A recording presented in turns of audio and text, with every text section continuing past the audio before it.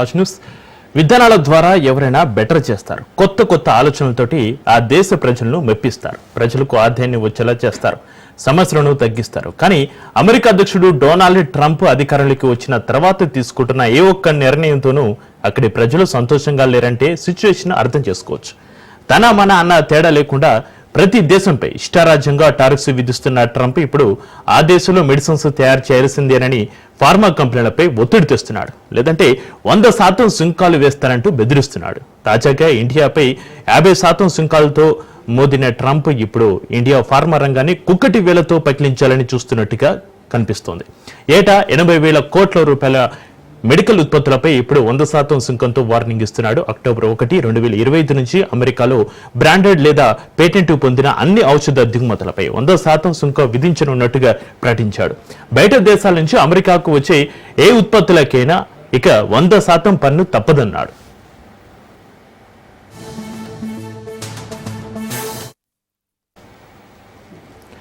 అయితే అమెరికాలో తయారీ యూనిట్ ను ఏర్పాటు చేసే కంపెనీలకు మాత్రమే ఈ పన్ను మినహాయింపు ఉంటుందన్నాడు. సదరు కంపెనీలు నిర్మాణం ప్రారంభమైన ఆ వస్తువులపై టారిఫ్స్ ఉండవని ట్రంప్ చెప్పాడు. అమెరికాలో ఔషధ ఉత్పత్తి పెరిగితే దేశీయ తయారీ బలపడమే కాకుండా ప్రభుత్వ బడ్జెట్ లోటు తగ్గుతుందని ట్రంప్ చెప్పాడు. ఇండియాకు అమెరికా అతిపెద్ద ఔషధ ఎగుమతులే కేంద్రంగా ఉంది. 2024 ఆర్థిక సంవత్సరంలో మొత్తం 27.9 బిలియన్ ఎగుమతుల్లో 31% అంటే 8.7 బిలియన్లు అంటే 77,138 కోట్ల రూపాయల ఉత్పత్తులు అమెరికాకు చేరాయి. 2025 తొలి అర్ధభాగంలోనే మరో 3.7 బిలియన్ల విలువైన ఎగుమతులు జరిగాయి. అమెరికాలో ఉపయోగించే జెనరిక్ ఔషధాలలో 45% వరకు, బయోసిమిలర్లలో 15% వరకు భారతదేశం నుంచే సరఫరా అవుతున్నాయి. Doctor Reddy's, Sun Pharma, Aurobindo, Zydus, Gland Pharma వంటి ప్రముఖ కంపెనీలు తమ ఆదాయంలో 30 నుంచి 50% అమెరికా మార్కెట్ నుంచి పొందుతున్నాయి. ఈ నేపథ్యంలో ట్రంప్ సుంకాలు ప్రధానంగా బహుళ జాతి దిగ్గజాల బ్రాండెడ్ పేటెంట్ ఔషధాలను లక్ష్యంగా చేసుకున్నాడు. అయితే జెనరిక్ మెడిసిన్లు లేదా స్పెషాలిటీ మందులు కూడా ఈ స్కానర్లోకి వస్తాయా అన్న అనుమానం రంగంలో కలకలం రేపుతోంది. ఇప్పటికే పెద్ద సంస్థలకు అమెరికాలో కొంతమేర తయారీ సౌకర్యాలు ఉన్నా కొత్త పెట్టుబడుల అవసరం తప్పదన్నది పరిశ్రమ వర్గాలు అంచనా వేస్తున్నాయి.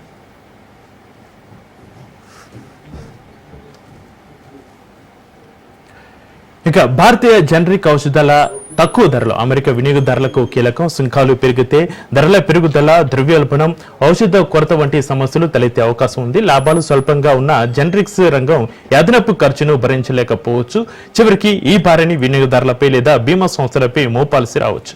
ట్రంప్ ఇప్పటికే భారతీయ దిగుమతులపై 50% సుంకాలు విధించగా రష్యా చమురు కొనుగోలు కొనసాగించడం పైన 25% జరిమానా కూడా విధించారు. తాజా నిర్ణయంతో భారత ఫార్మా రంగానికి సరికొత్త సవాలు ఎదురవుతున్నాయి. అమెరికా మార్కెట్పై అధిక ఆధారపడిన పరిస్థితుల్లో ఇక దేశీయ ఉత్పత్తి విస్తరణ, యూరోప్ వంటి ప్రత్యామ్నాయ దేశాలను అన్వేషించుకోవాల్సి వస్తుంది. మరోవైపు అమెరికా అధ్యక్షుడు డొనాల్డ్ ట్రంప్ భారతదేశంపై విధించిన తాజా సుంకాలు రష్యాపై ప్రతికూల ప్రభావం చూపుతున్నాయన్నారు నాటో సెక్రటరీ జనరల్ మార్క్ రూటే. ఇక అమెరికా సుంకాల కారణంగా భారత ప్రధాని నరేంద్ర మోడీ రష్యా అధ్యక్షుడు వ్లాదిమిర్ పుతిన్ తో ఫోన్లో మాట్లాడారని చెప్పారు. నేను మీకు మద్దతు ఇస్తా, కానీ ఇప్పుడు అమెరికా 50% సుంకాలు విధించింది, అసలు మీ వ్యూహాలేంటో చెప్పాలని కోరారని రూటో చెప్పుకొచ్చారు. అయితే ఈ వ్యాఖ్యలపై ఇండియా కానీ రష్యా కానీ ఇప్పటి వరకు స్పందించలేదు. రష్యా చమురు కొనుగోలు విషయంలో భారత్పై పెరిగిన అమెరికా ఒత్తిడి పుతిన్ ప్రభుత్వంపై పరోక్షంగా ప్రభావం చూపుతుంది. ఇలాంటి సమయంలో మొత్తం వ్యవహారం ఎలాంటి టర్న్ తీసుకుంటుందనన్న ఉత్కంఠ నెలకొంది.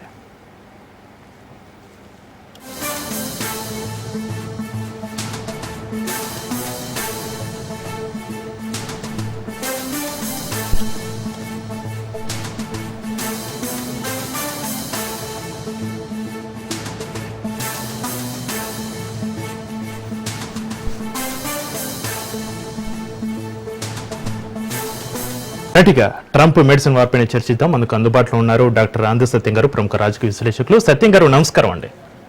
నమస్తే అండి.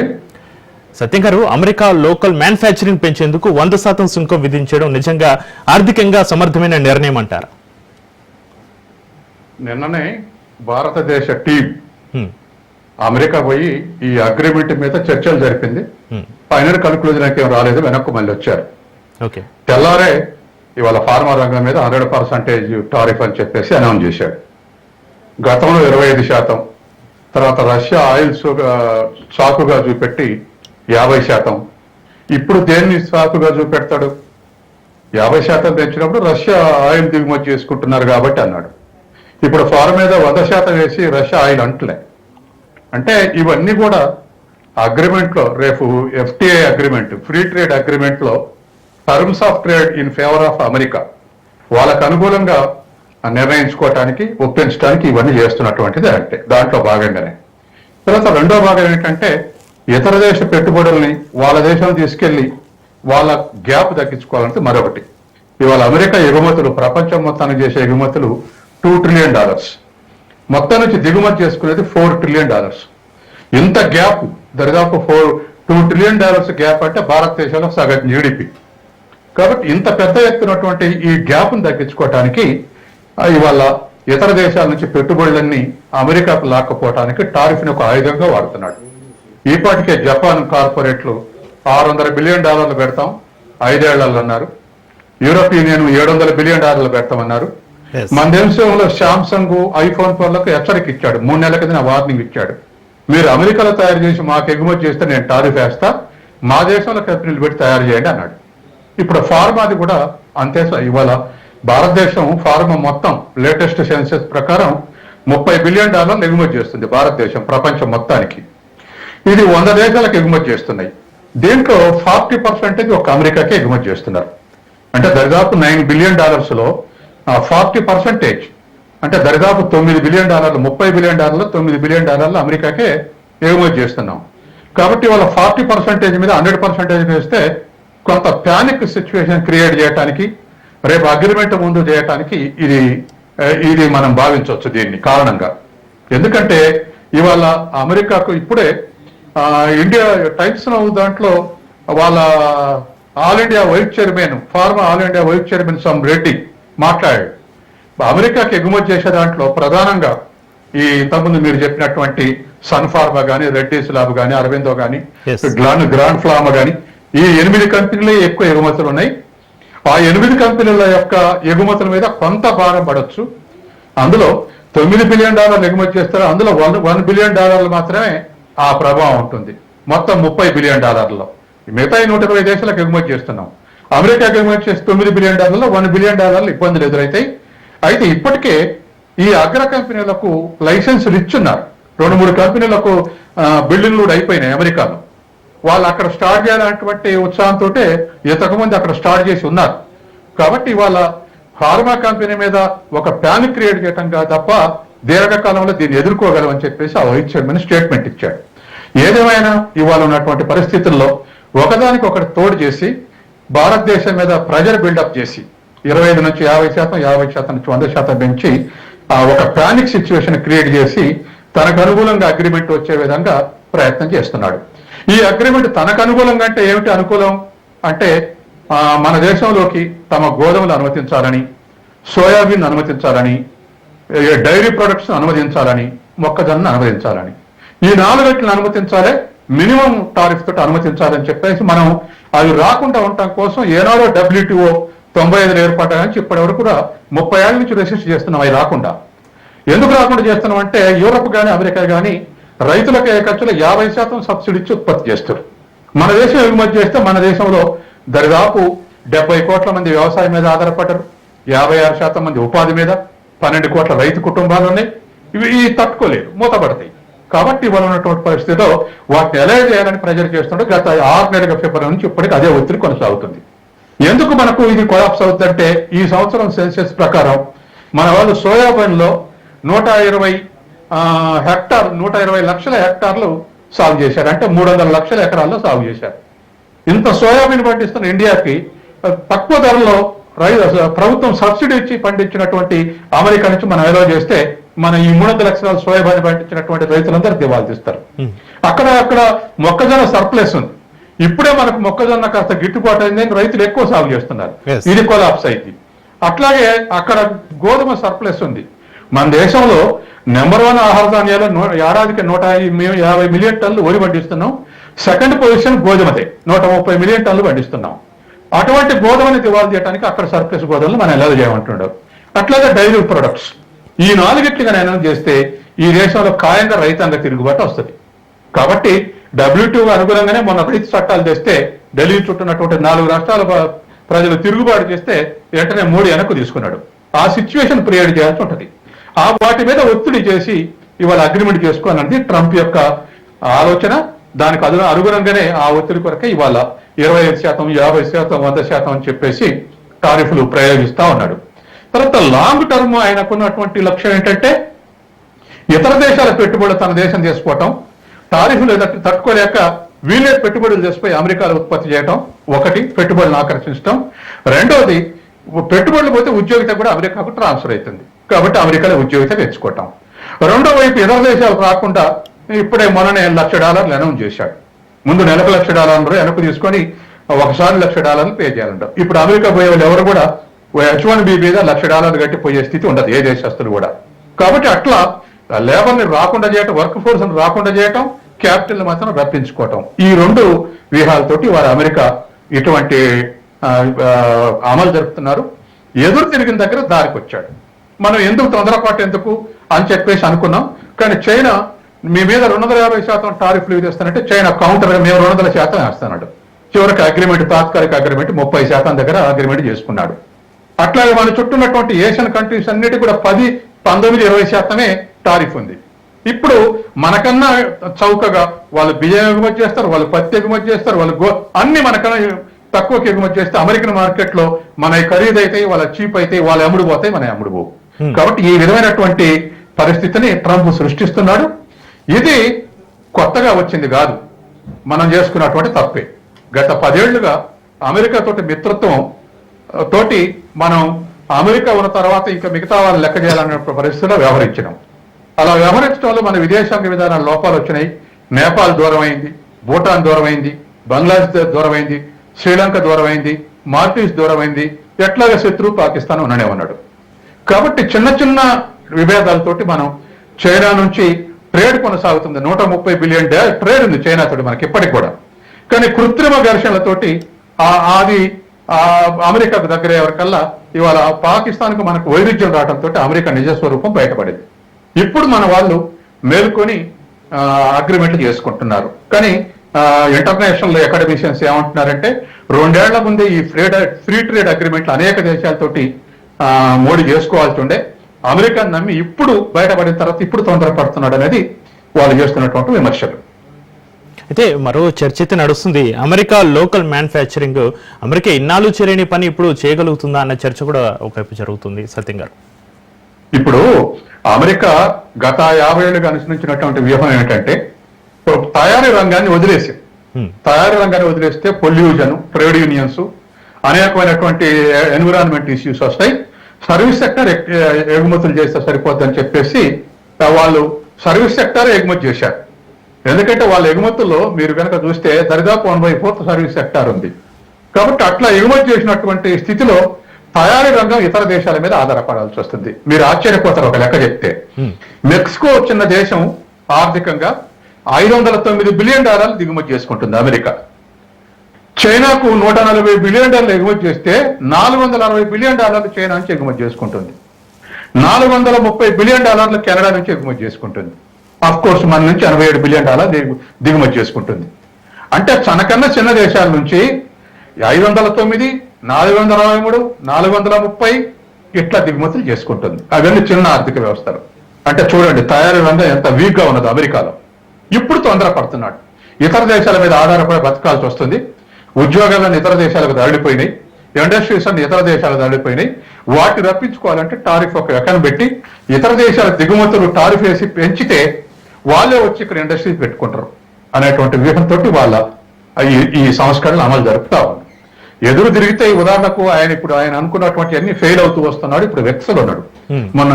నిన్న ఈఎన్ఓలో మాట్లాడిన స్పీచ్ లో పిచ్చిగా మాట్లాడాడు. మీరు 15 నిమిషాలు మాట్లాడాడంటే 56 నిమిషాలు మాట్లాడాడు. దాంట్లో తలాతోక లేకుండా మాట్లాడాడు. ఎందుకు మాట్లాడేట్లా అంటే రష్యా మీరు ఇండియా ఆయిల్ కొనవద్దు అంటే మనం ఎదురు తిరిగాం, కొంటాం అన్నాం. చైనా దిగుమతి చేసుకోవాలంటే నిరోడు చెప్పడానికి అది చైనా. యూరోపియన్ యూనియన్ కంట్రీస్ కు మీరు ఇంకా రష్యా మీద టారిఫ్లు ఎక్కువ ఏంటంటే వాళ్ళకు ఆయిల్ గ్యాస్ పోయేది రష్యా నుంచే యూరోప్ దేశాలకు, వాళ్ళు ఏం లేదు. ఇట్లా ప్రపంచంలో ఎవరు చెప్పినా వినపోయేసరికి ఇప్పుడు ట్రంప్ కన్ఫ్యూజన్ లో ఉన్నాడు. వాళ్ళ దేశంలో కూడా ఈ అన్సర్టనిటీస్ తోటి అక్కడ ప్రతిపక్ష పార్టీలు, డెమోక్రటిక్ పార్టీ వ్యతిరేకించడమే కాకుండా సొంత రిపబ్లిక్ పార్టీలో మాజీ విదేశాంగ మంత్రి ఇయాన్ హీలీ కూడా నువ్వు అనవసరంగా వ్యూహాత్మకంగా భారతదేశాన్ని దూరం చేసుకుంటున్నావు, చైనాకు దగ్గర కలిపావు, భవిష్యత్తులో మన దేశం యొక్క సావరెంటికి ఇది సమస్య అయింది అని హెచ్చరిస్తుంది సొంత పార్టీ నాయకురాలే. కాబట్టి ఇవాళ ఉన్నటువంటి పరిస్థితిలో ఇన్స్టెబిలిటీ ఉంది. ఈ ఇన్స్టెబిలిటీ తోటి ముందుకు పోతా ఉన్నాడు. ఎంతవరకు సక్సెస్ అవుతాడో ఇతర దేశాల యొక్క రెసిస్టెన్స్ బట్టి ఉంటుంది. ఇతర దేశాలు గట్టిగా రెసిస్టెన్స్ చేస్తే ట్రంప్ యొక్క ఫెయిల్యూర్స్ పెరుగుతాయి. ఇతర దేశాలు సరెండర్ అయితే ట్రంప్ యొక్క సక్సెస్ రేట్ పెరుగుతుంది. అయితే సత్యం గారు, ఫార్మా తయారీని అమెరికా లోపలికి పరిమితం చేయడం ద్వారా ధరలు తగ్గుతాయా లేక వినియోగదారుల భారం పెరుగుతుందంటారా? ఇవాళ అమెరికాకు పోయేటువంటి ఎగుమతులలో పేటెంట్ తర్వాత బ్రాండ్ ఉన్నటువంటి వాటికే ఈ 100% వర్తిస్తుందని ప్రకటించాడు. అంటే ఇప్పుడు ఇంతకుముందు మనం చెప్పుకున్నటువంటి కంపెనీలు సిప్లా గానీ, లేకపోతే అరవిందో గానీ, రెడ్డిస్ గానీ, సన్ ఫార్మా గానీ, గ్రాండ్ ఫార్మా గానీ, ఈ బ్రాండెడ్ కంపెనీల మీద మాత్రమే వేస్తాం అన్నారు. అంటే జనరిక్ మెడిసిన్స్ ని ఎగ్జామ్షన్ చేస్తారేమని ఊహాగానాలు నడుస్తున్నాయి. సాయంత్రానికి ఒక క్లారిటీ వస్తుంది, వీటి మీద కూడా 100% ఉందా లేకపోతే ఎగ్జామ్షన్ ఇచ్చిండా అని. జనరిక్ ఫార్మ్స్ మీద ఎగ్జామ్షన్ ఉంటే అమెరికాలో మందుల ధరలు పెరగవు పెద్దగా, కానీ గ్రాండ్ ఫార్మ్ ఈ బ్రాండెడ్ వాటికి పెరిగితే అక్కడ ధరలు పెరిగేటువంటి అవకాశం ఉంది.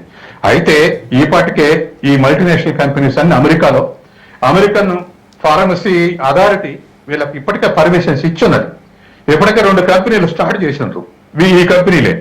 కాబట్టి ఇంకా కొన్ని యూనిట్స్ అక్కడ స్టార్ట్ చేస్తే ఈ వచ్చే నష్టాన్ని అక్కడ ఉత్పత్తి చేసి దీర్ఘకాలంలో పూడ్చుకునే అవకాశం ఉంది. కాబట్టి ఇవాళ ఫార్మా మీద అయితే మనకు వచ్చిన ఎఫెక్ట్ ఏమిటంటే కార్పొరేట్స్ కు ఫార్మా కంపెనీకి వచ్చేటువంటి నష్టం కన్నా ఫార్మా కంపెనీ మీద 17 లక్షల మంది ఉపాధి పొందుతున్నారు ఇండియాలో. చిన్న పెద్ద సంస్థలు లక్షల సంస్థలు ఉన్నాయి. వీటన్నిటి మీద కలిస్తే 17.9, ఇంకా కరెక్ట్ చెప్పాలంటే 18 lakhs ఉపాధి పొందుతున్నారు. ఇప్పుడు ఈ ఉపాధి ఎఫెక్ట్ అయితే కష్టం అవుద్ది అనేటువంటి దాంట్లో మనం వరీలో ఉన్నాం. కానీ ఒక అడ్వాంటేజ్ ఏమిటంటే మనం ఒక్క దేశానికి ఎగుమతి చేయట్లే, 100 దేశాలకు ఎగుమతి చేస్తున్నాం ఫార్మా ప్రొడక్ట్స్, అందులో అమెరికా ఒకటి. అయితే ఉన్నటువంటిది అమెరికాకే 40% ఎగుమతి చేస్తున్నాం.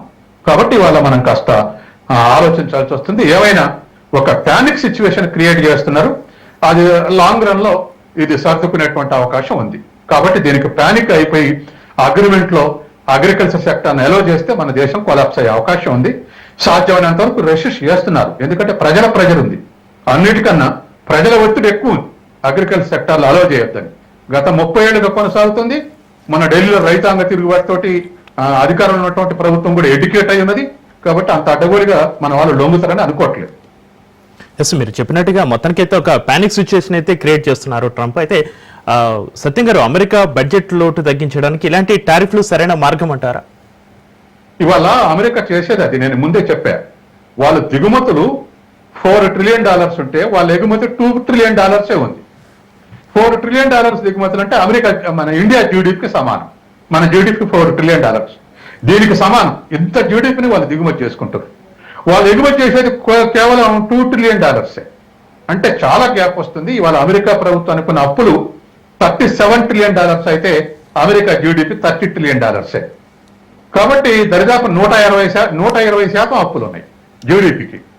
ఆ స్థాయిలో ప్రపంచంలో కొన్ని దేశాలకి ఉన్నాయి, ఆ స్థాయిలో అప్పులు ఉన్నాయి. తర్వాత రాగానే ట్రంప్ ఈ బడ్జెట్ లోని ఫిస్కల్ డెఫిసిట్ ని భరించేటట్లేదని చాలా ఉద్యోగాల్ని తీసేశారు, ప్రభుత్వ ఉద్యోగాల్ని, ప్రైవేట్ ఉద్యోగాల్ని చాలా తీసేశారు. కాబట్టి ఇవాళ కూడా అదే పరిస్థితిలో ఇంకా కొనసాగిస్తా ఉన్నాడు.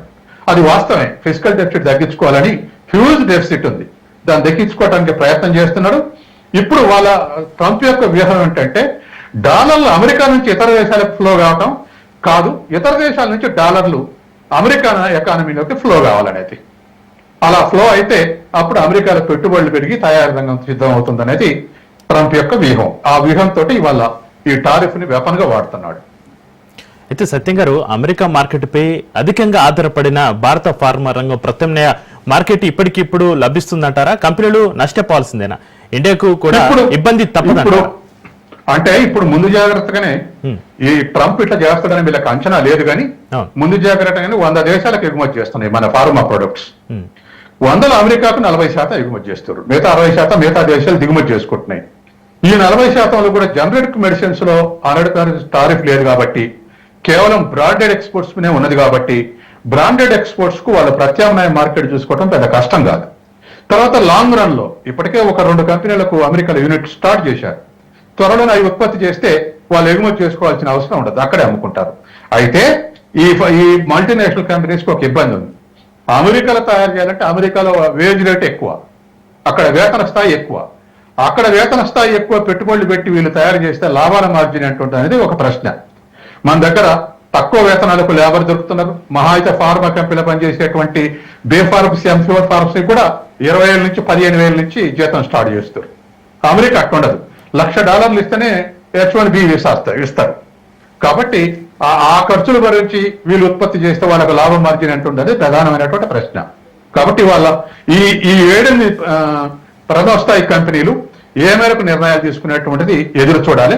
వాళ్ళకు ప్రత్యామ్నాయ మార్కెట్ 100 దేశాల్లో అమ్ముతారు కాబట్టి వాళ్ళు కూడా నెమ్మదిగా అడ్జస్ట్ అయ్యేటువంటి అవకాశం ఉంది. ఇది సార్, ఇప్పుడు జనరిక్ ఔషధాల తక్కువ ధరలే భారత ఫార్మాకు ప్రధాన బలం. కొత్త సుంకాల ఆ పోటీ శక్తిని దెబ్బతీస్తున్న వేళ ఆల్టర్నేటివ్స్ ఏమున్నాయంటారు? ఇప్పుడు ఆల్టర్నేటివ్స్ ఒకటి, జనరిక్ మెడిసిన్స్ లో టారిఫ్ లేదంటున్నారు కాబట్టి ఇప్పటికి ఉన్నటువంటి న్యూస్ ప్రకారం అదొకటి అమెరికాలో ప్రజలకు వెంటనే హర్ట్ అయ్యే అవకాశం లేదు. ఎందుకంటే బ్రాండెడ్ మెడిసిన్స్ వల్లే రిచ్ క్లాస్ కొనుక్కుంటారు. కాబట్టి వెంటనే ప్రజల్లో ఈ ధరలు పెరిగినటువంటి ఆలోచన వచ్చే అవకాశం లేదు. కానీ ప్రత్యామ్నాయ మార్కెట్ అంటే డెవలపింగ్ కంట్రీస్ లో ఈ ఫార్మా ఇండస్ట్రీస్ చాలా తక్కువ. మనం గ్రాన్యూల్స్, అసలు మన ఫార్మా ఇండస్ట్రీస్ ఇన్పుట్స్ మొత్తం చైనా నుంచి దిగుమతి చేసుకునేది. మనం చైనా నుంచి ఎందుకు దిగుమతి చేసుకుంటున్నాం అంటే మన దేశంలో స్కేర్సిటీ ఉంది, ఇంటర్నేషనల్ మార్కెట్ అంత తక్కువ రేట్ ఇచ్చేవాడు లేడు, చైనా అంత తక్కువ రేట్ ఇచ్చేవాడు లేడు. కాబట్టి వాళ్ళ చైనా నుంచి మెజారిటీ 80% ఇన్పుట్స్ మన ఫార్మా ఇండస్ట్రీకి చైనా నుంచి వస్తున్నాయి. వీటితోటి మన ఇండస్ట్రీ గ్రో అవుతుంది, మంచిగా ఫ్లరిష్ అవుతుంది. తక్కువ వేతనాలు, మన కార్మికులకు తక్కువ వేతనాలు ఇస్తున్నారు, చైనా నుంచి తక్కువ ఖరీదులో మనం కొంటున్నాం. దీంతో వరల్డ్ మార్కెట్ లో మనం చీప్ గా సప్లై చేయగలుగుతున్నాం. అందుకే మన వ్యాపారం $30 బిలియన్ ఉంది. అమెరికాలో కూడా మన మెడిసిన్స్ అమ్ముడుకోవటానికి ఇంటర్నేషనల్ రిలేటివ్ ప్రైసెస్ మనకి తక్కువనే కాబట్టి మనం ఎక్కువ అమ్ముడుకోగలుగుతున్నాయి. కాబట్టి ఇవాళ కూడా ప్రత్యామ్నాయంగా మరొక 99 దేశాలకు ఎగుమతి చేసే పాత అలవాటే ఉన్నది కాబట్టి ఇవాళ దాన్ని వెంటనే కొంత ప్యానిక్ అయ్యే అవకాశం ఉంది 1 వీక్. ఎందుకంటే ఇప్పుడే గంట కింద ఇవాళ స్టాక్ ఎక్స్చేంజ్ 500 పాయింట్లు, నేను కూర్చునేటప్పటికి 500 పాయింట్లు డౌన్ అయింది. ఇప్పుడు ఇంకా పెరిగిందా లేదా ఈ డిబేట్ అయిపోయాక తెలుస్తుంది. కాబట్టి ఇటువంటి ప్యానిక్ సిచ్యువేషన్ అటువంటి సిచ్యువేషన్ క్రియేట్ చేస్తుంది. స్టాక్ మార్కెట్లో కానీ ఎఫ్ఐఐలు వాళ్ళ పెట్టుబడులు ఉపసంహరించుకోవటం కానీ ఇటువంటివన్నీ జరిగే అవకాశం ఉంది. సత్యం గారు, డాక్టర్ రెడ్డిస్, సన్ ఫార్మా వంటి పెద్ద కంపెనీలు అమెరికాలో తయారీ యూనిట్లు విస్తరించడం తప్పనిసరి అంటున్నారు. అమెరికాలో వ్యాపారం చేయాలంటే ఇక నో ఆప్షన్ అంటారా? నో ఆప్షన్ కాదు, వాళ్ళకు అవసరం. ఎందుకంటే వాళ్ళకు వరల్డ్ మార్కెట్ లో 40% ఎక్కడ అమ్ముకుంటున్నారు. దాన్ని ప్రొటెక్ట్ చేసుకోవటానికి, వాళ్ళ బ్రాండ్ సేల్ చేసుకోవటానికి పూర్తిగా మార్కెట్ నుంచి ఉపసంహరించుకునే అవకాశం లేదు. ఎందుకంటే వరల్డ్ వైడ్ గా వాళ్ళ బ్రాండ్ ఫేమస్ అయినప్పుడు అమెరికాలో డిఫేమ్ కానివ్వరు. కాబట్టి మిగతా ప్రపంచం మీద లాభాలు వస్తున్నప్పుడు అది దాని విధానం జరిపోయినా అక్కడ ప్రొడ్యూస్ చేయాలనుకుంటారు. మన దేశం కూడా అటువంటి సిచ్యువేషన్ మనం కొనసాగిస్తున్నాంగా. ఎందుకంటే between the multinational companies competition ఉంది. అది ఇంకో సంస్థకు వదిలేసి వస్తే నష్టపడే అవకాశం ఉంది. కాబట్టి సాధ్యమైనంత వరకు ఇంకొకటి కూడా, ఈ 100%, 50% టారిఫ్లు అనేవి అగ్రిమెంట్ తర్వాత ఉంటాయనే నమ్మకం లేదు. ఎందుకంటే అట్నే చైనా మీద 250% వేస్తాడు. చైనా నువ్వేంద్ర వేసేది 200% మేమే వేస్తాం అన్నారు, 30% తగ్గిండు. మనమేం చైనా లాగా కౌంటర్గా మాట్లాడలే. అగ్రిమెంట్ నాటికి కానీ తెలిసే అంచనా దొరికే అవకాశం లేదు. కాబట్టి మనమేం మాట్లాడలేదు. కానీ మనం మనమే దయదాల్స్తారని మన వాళ్ళు అనుకుంటున్నారు. ట్రంప్ దయదాల్చటలే, రోజొక బాణం వదిలిపెడుతున్నాడు. కాబట్టి ఇవాళ ఉన్నటువంటి పరిస్థితుల్లో ఆ తర్వాత రెండోది మన మీద వేస్తుంటే పాకిస్తాన్ రాజకీయ నాయకులు ఇవాళ కూడా పిలిచి మాట్లాడాడు. అంతకుముందు ముందు పిలిచాడు, ఇప్పుడు రాజకీయ నాయకులను కూడా పిలిచారు. తర్వాత ఈఎన్ఓలో కూడా అగ్రెసివ్ స్టేట్మెంట్ ఇచ్చారు ఇండియా మీద. ఇవన్నీ చేస్తా ఉన్నాడు. అంటే దీర్ఘకాలిక లక్ష్యంతో భారతదేశాన్ని లొంగ తీసుకోవాలని గత 20 ఏళ్లుగా నెమ్మదిగా లొంగుకుంటూ వచ్చారు. ఆ లొంగుబాటు మ్యాక్సిమం స్థితికి చేరింది గత 2-3 ఏళ్లుగా. అదివరకు అణు ఒప్పందం మీద సంతకం చేశారు. ఆ తర్వాత అనేకమైనటువంటి కార్పొరేట్స్ కు ఫెసిలిటీస్ ఇచ్చారు. మన నుంచి పోయే కార్పొరేట్స్ కు సర్వ్ చేశారు. తర్వాత మన నుంచి కార్పొరేట్ గా పోయేటువంటి వాళ్ళకు అడ్వాంటేజెస్ క్రియేట్ చేసి ఇచ్చారు. ఫారెన్ లా ఉదాహరణకు అదాని ఎక్స్పోర్ట్ చేసిన దగ్గరల్లా ఇటువంటిది చేశారు. కానీ అమెరికా నమ్ముకోవటం అనేది మన పాకిస్తాన్ వైరుధ్యం వచ్చిన తర్వాత బయటపడింది, మనం తప్పు పని చేశామని. డాక్టర్ రెడ్డిస్, సన్ఫార్మా వంటి పెద్ద కంపెనీలు అమెరికాలో తయారీ యూనిట్లు విస్తరించడం తప్పనిసరి అంటున్నారు. అమెరికాలో వ్యాపారం చేయాలంటే ఇక నో ఆప్షన్ అంటారా? నో ఆప్షన్ కాదు, వాళ్ళకు అవసరం. ఎందుకంటే వాళ్ళకు వరల్డ్ మార్కెట్ లో 40% ఎక్కడ అమ్ముకుంటున్నారు. దాన్ని ప్రొటెక్ట్ చేసుకోవటానికి, వాళ్ళ బ్రాండ్ సేల్ చేసుకోవటానికి పూర్తిగా మార్కెట్ నుంచి ఉపసంహరించుకునే అవకాశం లేదు. ఎందుకంటే వరల్డ్ వైడ్ గా వాళ్ళ బ్రాండ్ ఫేమస్ అయినప్పుడు అమెరికాలో డిఫేమ్ కానివ్వరు. కాకపోతే మిగతా ప్రపంచం మీద లాభాలు వస్తున్నప్పుడు అది దాని విధానం జరిపోయినా అక్కడ ప్రొడ్యూస్ చేయాలనుకుంటారు. మన దేశం కూడా అటువంటి సిచ్యువేషన్ మనం కొనసాగిస్తున్నాంగా. ఎందుకంటే between the multinational companies competition ఉంది. అది ఇంకో సంస్థకు వదిలేసి వస్తే నష్టపడే అవకాశం ఉంది. కాబట్టి సాధ్యమైనంత వరకు ఇంకొకటి కూడా, ఈ 100%, 50% టారిఫ్లు అనేవి అగ్రిమెంట్ తర్వాత ఉంటాయనే నమ్మకం లేదు. ఎందుకంటే అట్నే చైనా మీద 250% వేస్తాడు. చైనా నువ్వేంద్ర వేసేది 200% మేమే వేస్తాం అన్నారు, 30% తగ్గిండు. మనమేం చైనా లాగా కౌంటర్ గా మాట్లాడలే. అగ్రిమెంట్ నాటికి కానీ తెలిసే అంచనా దొరికే అవకాశం లేదు. కాబట్టి మనమేం మాట్లాడలేదు. కానీ మనం మనమే దయదాల్చుతారని మన వాళ్ళు అనుకుంటున్నారు. ట్రంప్ దయదాల్చటలే, రోజొక బాణం వదిలిపెడుతున్నాడు. కాబట్టి వాళ్ళు ఉన్నటువంటి పరిస్థితుల్లో ఆ తర్వాత రెండోది మన మీద వేస్తుంటే పాకిస్తాన్ రాజకీయ నాయకులు ఇవాళ కూడా పిలిచి మాట్లాడాడు. ముందు పిలిచాడు, ఇప్పుడు రాజకీయ నాయకులను కూడా పిలిచారు. తర్వాత ఈఎన్ఓలో కూడా అగ్రెసివ్ స్టేట్మెంట్ ఇచ్చారు ఇండియా మీద. ఇవన్నీ చేస్తా ఉన్నాడు. అంటే దీర్ఘకాలిక లక్ష్యంతో భారతదేశాన్ని లొంగ తీసుకోవాలని గత 20 ఏళ్లుగా నెమ్మదిగా లొంగుకుంటూ వచ్చారు. ఆ లొంగుబాటు మాక్సిమం స్థితికి చేరింది గత 2-3 ఏళ్లుగా. అదివరకు అణు ఒప్పందం మీద సంతకం చేశారు. ఆ తర్వాత అనేకమైనటువంటి కార్పొరేట్స్ కు ఫెసిలిటీస్ ఇచ్చారు. మన నుంచి పోయే కార్పొరేట్స్ కు సర్వ్ చేశారు. తర్వాత మన నుంచి కార్పొరేట్ గా పోయేటువంటి వాళ్ళకు అడ్వాంటేజెస్ క్రియేట్ చేసి ఇచ్చారు. ఫారెన్ లా ఉదాహరణకు అదాని ఎక్స్పోర్ట్ చేసిన దగ్గరల్లా ఇటువంటిది చేశారు. కానీ అమెరికా నమ్ముకోవటం అనేది మన పాకిస్తాన్ వైరుధ్యం వచ్చిన తర్వాత బయటపడింది, మనం తప్పు పని చేశామని. అయితే సత్యం గారు, అమెరికన్ వినియోగదారులకు భారతీయ జనరిక్ మందులు అందకపోతే ఆరోగ్య ఖర్చులు ఎంత మేర పెరిగే అవకాశం ఉందంటారు? వాళ్ళ బడ్జెట్ లో దీని మీద పెట్టేటువంటి ఖర్చు తక్కువే. ఎందుకంటే అక్కడ ఉన్నటువంటి ఎన్విరాన్మెంట్ అడ్వాంటేజ్లు ఉంది. తర్వాత కొంత మేరకు పబ్లిక్ ఇది కూడా వైద్యం కూడా ఉంది, ప్రభుత్వ వైద్యం కూడా ఉంది, కొంత సోషల్ యాక్టివిటీ కొంత ఉంది, అంతా ఉన్నది. అయినప్పుడు కూడా కాస్ట్లీ అమెరికాలో. అందుకని సహజంగానే హైయర్ ఇన్కమ్స్ వచ్చేది. ఇప్పుడు అమెరికా తలసరి ఆదాయం $60,000 నుంచి $80,000 మధ్య ఉంది. మన దేశం తలసరి ఆదాయం $2,800. చైనా తలసరి ఆదాయం $13,000. రష్యా తలసరి ఆదాయం $16,000. కానీ అమెరికా తలసరి ఆదాయం దరిదాపు $70,000-80,000 మధ్య తలసరి ఆదాయం ఉంది. అంత ఆదాయం ఉన్న దగ్గర ఆరోగ్యం మీద ఖర్చు పెద్ద భారంగా మారదు. కానీ ఏదైనా ప్రెజర్ అయితే బిల్డప్ అయ్యే అవకాశం ఉంది. కానీ అది జనరిక్ మెడిసిన్స్ పెంచినప్పుడు మాత్రమే ప్రెజర్ బిల్డప్ అయ్యే అవకాశం ఉంది. ఈ బ్రాండెడ్ పెంచినప్పుడు కొంత మీద భారం ఉంటుంది, అది రిచ్ క్లాస్ మీద భారం ఉంటుంది. కాబట్టి వాళ్ళు కూడా కొంతకాలం పోస్ట్ పోన్ చేయొచ్చు ఈ ఇన్సిడెంట్స్ అని. ఓకే, అయితే సత్యం గారు, సుంకాల వల్ల ఔషధ కొరత, ద్రవ్యోల్బణం ఏర్పడితే చివరికి ఆర్థిక నష్టం ఎవరికి ఎక్కువ, అమెరికాకా భారతదేశానికి అంటారు? ఇప్పుడు భారతదేశంలో లేటెస్ట్ సెన్సెస్ ప్రకారం 2% ఉన్నటువంటి ద్రవ్యోల్బణం 2.7కు పెరిగిందని నిన్న ఇవాళ రిపోర్ట్స్. 2 నుంచి 2.7కి ఇన్ఫ్లేషన్ పెరిగిందని.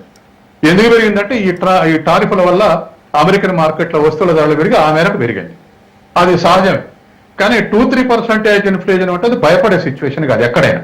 మన దగ్గర కూడా మన ఎకనామిస్టులు ఏం ఎస్టిమేషన్ వేస్తారంటే ఈ సంవత్సరం 6.5 ఉంటుంది గ్రోత్ రేటు, వచ్చే సంవత్సరం 6.7 ఉంటుంది. తర్వాత అట్లాగే ఇన్ఫ్లేషన్ కూడా 3.2% ఉండొచ్చు అని లెక్కేస్తున్నారు. Some extension, some increase in price, ఇది పాజిటివ్ నే రిఫ్లెక్ట్ అయింది.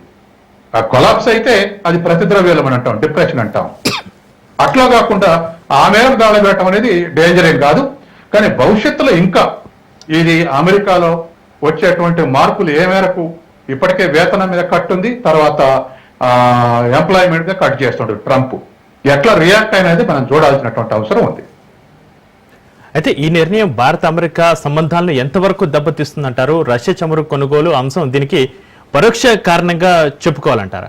బీమ్స్టెక్, యూరోప్ వంటి ప్రత్యామ్నాయ వాణిజ్య బ్లాక్లతో భారత వ్యూహం ఏ దిశలో ఉండాలంటారు? రష్యా నుంచి ఆయిల్ దిగుమతి చేసుకోవడం మొదలు పెట్టినట్టు నుంచి ట్రంప్ ఎప్పుడు రష్యా ఆయిల్ గురించి మాట్లాడలేదు. యుక్రెయిన్ రష్యా యుద్ధం మొదలైనప్పుడు మనం దిగుమతి చేసుకుంటే డిస్కౌంట్లు ఇస్తున్నట్టు మనం దిగుమతి చేసుకున్నాం. ఒక సంవత్సరానికి 93,000 కోట్లు లాభపడ్డాం. రష్యా ఆయిల్ దిగుమతి చేసుకున్నాం, మనం రీఫ్రెష్ చేసి మళ్ళీ యూరప్ కు ఫారెన్ కు అమ్మాం, మనం లాభాలకు అమ్మాం. ట్రంప్ అది కూడా స్టేట్మెంట్ ఇచ్చారు. వీళ్ళు తక్కువ ధర తీసుకొని 35,000 కోట్లు లాభం పొందారు ఈ సంవత్సరం కూడా స్టేట్మెంట్ ఇచ్చాడు.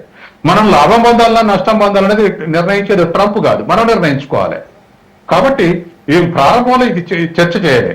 ఈ ఉక్రెయిన్ కు నాటో అమెరికా కలిసి ఆయుధాలు 860 విమానాల్లో ఆయుధాలు పంపారు, చైనాకు విమానాల్లో. అయినా రష్యా అప్పర్ హ్యాండ్ కావడంతో ఇప్పుడు ఈ పని చేస్తా ఉన్నాడు. రష్యాని వెనక్కు కొట్టడానికి ఆయుధ పరంగా వెనక్కుపోలేక ఈ ఆర్థిక పరంగా రష్యాని కంట్రోల్ చేయాలన్నటువంటి ప్రయత్నం చేస్తున్నాడు. కానీ ఇతర దేశాలు ఒప్పుకోవట్లేదు. చైనా ఒప్పుకోవట్లేదు, దాదాపు భారతదేశం రష్యా చేసింది. యూయూ కూడా చాలా దేశాలు ఒప్పుకోవట్లేదు, ఎందుకంటే నిత్యం వాళ్ళకు గ్యాస్ సప్లై అయ్యేది రష్యా నుంచే. అందుకని అందులో చలికాలం వస్తుంది, వాళ్ళు ఇంకా అసలే తట్టుకోలేరు గ్యాస్ ఆయిల్ లేకుండా. కాబట్టి ప్రతి చోట ట్రంప్ ఒక పాకిస్తాన్ విషయంలో సక్సెస్ తప్ప ఎవ్రీడే ఫెయిల్యూర్ అవుతున్నాడు. అది ఆయన్ని ఇటువంటి ప్రెజర్ బిల్డప్ చేసి ఇష్టం వచ్చేట్టు మాట్లాడే పరిస్థితి వస్తుంది. ఈ అనువులు అదే చెప్పాడు. భారతదేశం మీద స్టేట్మెంట్ ఇచ్చాడు, రష్యా ఇచ్చాడు, చైనా ఇచ్చాడు, అన్ని దేశాలను తిరుగుతుంటే ఒక ఇజ్రాయెల్ మెచ్చుకునే దేశం ఇజ్రాయెల్, పాకిస్తానే మిగిలింది ఆయనకు. తర్వాత ఇంకోటి కూడా ఏంటంటే ప్రెజర్ బిల్డప్ చేసింది, పాకిస్తాన్ గుర్తించి అది ఒక సపరేట్ దేశంగా ఉంటుందని 140 దేశాలు డిక్లేర్ చేసినాయి. అటు ఇటు వెనక ముందు ఆడినటువంటి తన మిత్ర దేశాలు ఆస్ట్రేలియా, ఇంగ్లాండ్ అటువంటి దేశాలు కూడా నిన్న సంతకం పెట్టాయి. 140కు పోయి 145 దేశాలు డిక్లేర్ చేసినాయి ఈఎన్ఓలో. ఇది ఇజ్రాయెల్ నెతాన్యాహు మీద ట్రంప్ మీద ప్రెజర్ బిల్డప్ అయింది. Yes, okay, thank you sir. ఇది వాళ్ళ స్పెషల్ డిబేట్ చూస్తూనే ఉండండి రాష్ట్ర న్యూస్.